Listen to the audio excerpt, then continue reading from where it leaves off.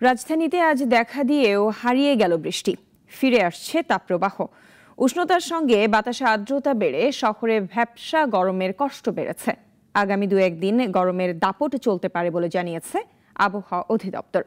এর মধ্যেই বঙ্গোপসাগরে সৃষ্টি হয়েছে লঘুচাপ। আরও জানাচ্ছেন আনোয়ার হোসেন।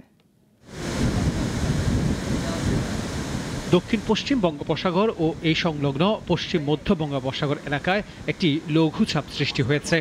আগামী 72 ঘন্টায় এটি আরও ঘনীভূত হতে পারে।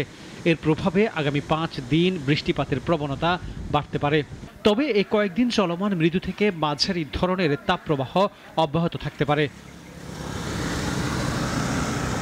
বঙ্গোপসাগরে সৃষ্ট লঘুচাপের প্রভাবে বিভিন্ন জায়গায় অস্থায়ীভাবে দমকা ঝোড়ো হাওয়া সহ বৃষ্টি, বজ্রসহ বৃষ্টি হতে পারে। লঘুচাপটি আরও শক্তিশালী ও ঘনীভূত হতে পারে।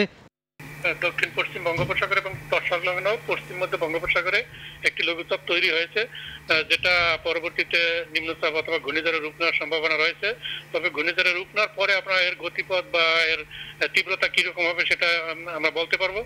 ঢাকা, নেত্রকোনা, চট্টগ্রাম, রাঙ্গামাটি, ফেনী, কক্সবাজার, বাগেরহাট, যশোর ও চুয়াডাঙ্গা জেলা সহ সিলেট বিভাগের উপর দিয়ে মৃদু তাপপ্রবাহ বয়ে যাচ্ছে এবং তা অব্যাহত থাকতে পারে।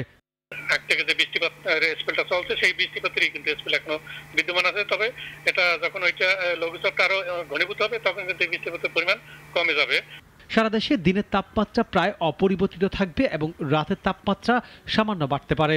জলীয় বাষ্পের আধিক্যের কারণে অস্বস্তি ভাব বৃদ্ধি পেতে পারে। আনোয়ার হোসেন, নাগরিক, ঢাকা। ওয়ালটন ফ্রিজ কিনে অনেকের মতো আপনিও হয়ে যেতে পারেন মিলেনিয়াল। সেরা পণ্যের সেরা অফার।